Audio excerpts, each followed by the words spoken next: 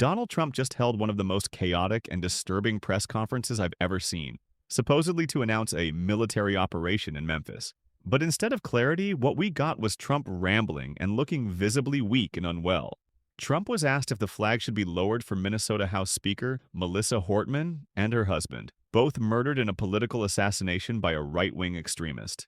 Trump's response? He says he doesn't even know who she is. This is the Democratic Speaker of the Minnesota House. And Trump pretends he's never heard of her, then blames the governor for not asking nicely to lower the flag. Mr. President, I want Charlie Kirk, in retrospect, given all of the moving ways that this White House has paid tribute to Charlie Kirk, right, do you think it would have been fitting to lower the flags to have staff when Melissa Hortman, the Minnesota House Speaker, was gunned down by an assassin as well?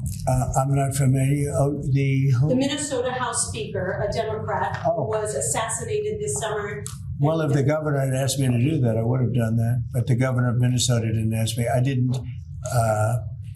I wouldn't have thought of that, but I would have if somebody had asked me. People make requests for the lowering of flag, and oftentimes you have to say no because it would be a lot of lowering. The flag would never be up.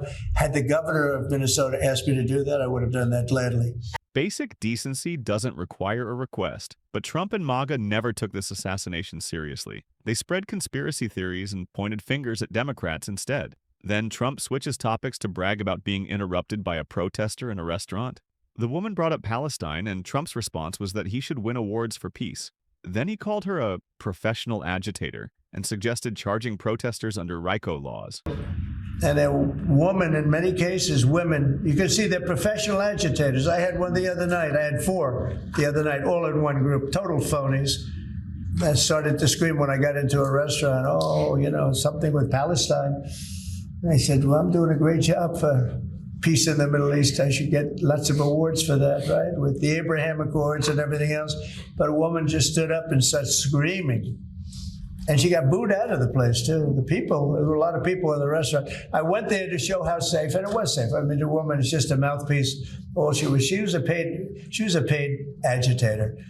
And you have a lot of them. And I've asked Pam to look into that in terms of RICO, bringing RICO cases against it, criminal RICO, because they should be put in jail. What they're doing to this country is really subversive. Think about that. He wants to use mafia laws to put peaceful demonstrators in prison. That's not democracy. That's authoritarian repression. Next, Trump is asked about another fishing boat destroyed by the U.S. military, this time near Venezuela. He claims the ocean was covered in cocaine. No evidence, no transparency, just his word while innocent people may have been killed. And remember, Trump has been posting grotesque execution-style military videos on his social media. He's treating human lives like propaganda reels. Venezuela, Israel. First on Venezuela, what can you tell us about this Venezuelan boat that was taken out? And do you plan to provide proof that these were narco-terrorists who were on their way to the U.S.? Well, we have proof. All you have to do is look at the cargo that was it's spattered all over the ocean. Big bags of cocaine and fentanyl all over the place. And it was, plus we have recorded evidence that they were leaving. We've recorded them. It's very careful because we know you people would be after us. We're very careful. The military has been amazing. And General Kane showed me a little while ago the clip, but you could actually see it. But you don't have to see it because we have recorded proof and evidence. We know what time they were leaving, when they were leaving, what they had, and all of the other things that you'd like to have. Then he's handed a softball about labeling Antifa a terrorist organization. Again, Antifa isn't even an organization. It literally just means being anti-fascist. But Trump immediately says yes and starts talking about using RICO laws against leftist groups. What's going on with Charlie Kirk's assassination and the left-wing, a lot of left-wing violence going on. Do you have plans, and actually this is a great opportunity with all these people, do you plan on designating Antifa finally a domestic terror organization? Well, it's something I would do, yeah. If I have support from the people back here, I think we'd start with Pam, I think. But I would, if you give me, I would do that 100%. And others also, by the way. But Antifa is terrible. Are there other groups that you can think of? There are other groups, yeah. There are other groups. We have some pretty radical groups, and they got away with murder. And also, I've been speaking to the Attorney General about bringing RICO against some of the people that you've been reading about that have been putting up millions and millions of dollars for agitation. These aren't protests. These are crimes, what they're doing, where they're throwing bricks at cars of ICE and Border Patrol. They come in with a beautiful new car. They're so proud. It's Border Patrol, ICE, it's got whatever it is.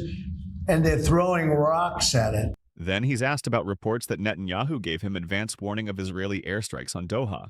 Israeli officials confirmed it. Trump, of course, denies it. He lies reflexively, even when the truth is already documented. Israel, did Bibi Netanyahu speak to you directly to alert you that Israel was going to be striking Hamas sites in Qatar? No, he didn't. No, he didn't. Yeah, go ahead. How did you learn of it? Same way you did. And he lies again about Tyler Robinson, claiming he was radicalized by the left. The reality? He was radicalized online, the same way so many white extremists are. But Trump will never admit that because it points back to his own movement.